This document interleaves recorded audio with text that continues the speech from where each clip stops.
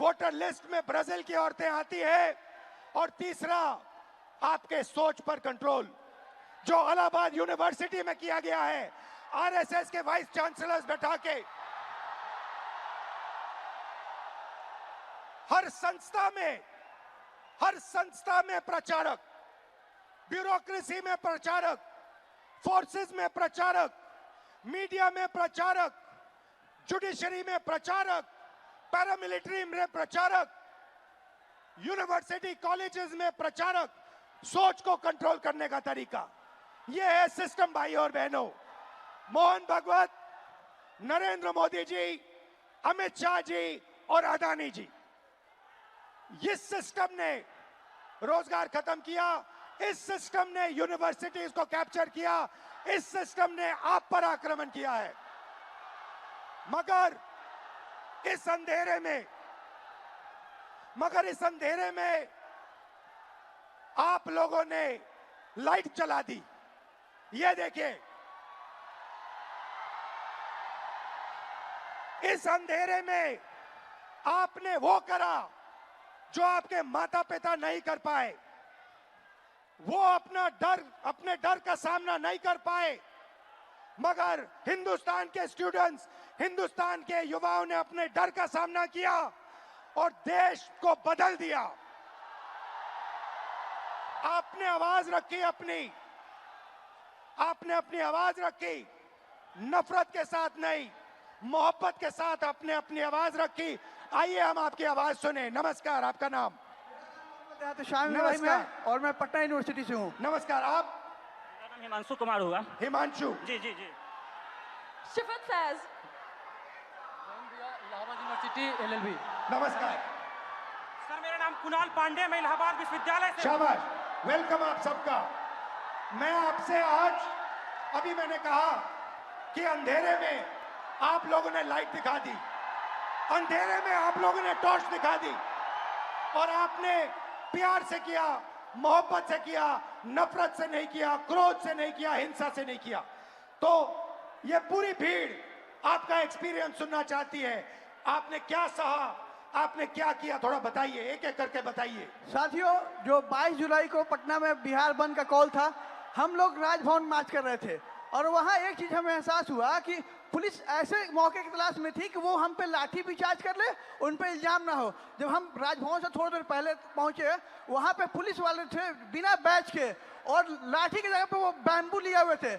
उनसे जब पूछा गया आपका बैच कहाँ है, तो वहाँ से अधिकारी पूछते हैं कि आप कौन हो पूछने वाले। मैं बताता हूँ तो कहते हैं इससे क्या होगा। हमने कहा सर इतने बच्चे मरे, उनका जवाब कौन देगा। कहते वो तो चले गए, अब क्या तुम भी जाना चाहते हो। मैंने कहा सर वो तो चलेगा, लेकिन आप बदलने का वक्त आ गया, क्योंकि आप नहीं बदलेगा सर, कभी नहीं बदलेगा। हम छात्र युवा देश के भविष्य हैं।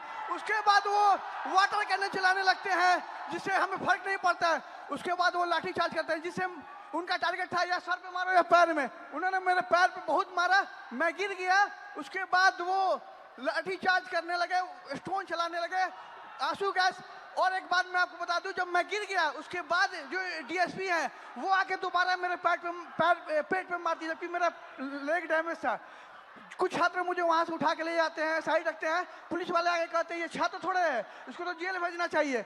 इवन वो एम्बुलेंस नहीं आने देते हैं। मुझे 3 इडियट की मूवी की तरह स्कूटी पे हॉस्पिटल ले जाना पड़ता है। बीच में आ जाओ।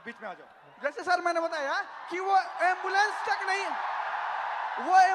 नहीं आने देते हैं। हमें 3 इडियट के स्कूटी की तरह मुझे स्कूटी पे हॉस्पिटल ले जाया गया है। और नेक्स्ट डे जब फिर मैं हॉस्पिटल जाता हूँ, मुझे डिटेन किया जाता है। मेरे पैर में बैंडेज लगा था, 15 घंटा मुझे थाने में बंद करके रखा गया।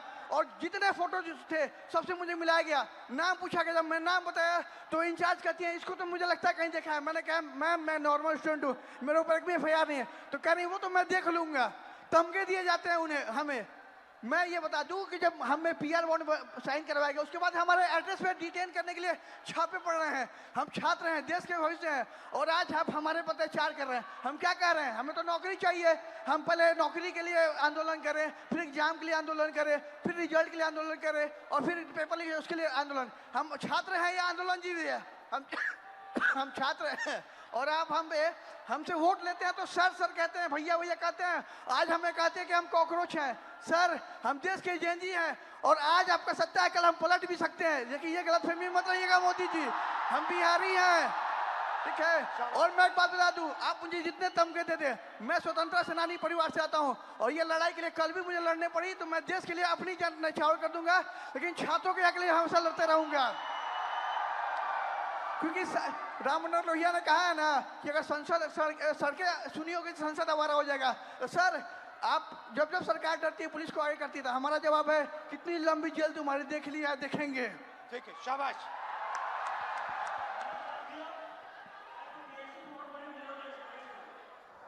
सर मैं मतलब कि मैं बीएड हमारी मम्मी करवाई थी जमीन बेचकर। 4 साल से वैकेंसी अभी तक नहीं आई है सर। जब आंदोलन करने जा रहा हूँ तो सर मतलब कि सम्राट चौधरी का गुंडा जो कि पुलिस जो हम लोग को लाठी से मारती है और जेल भेजती है।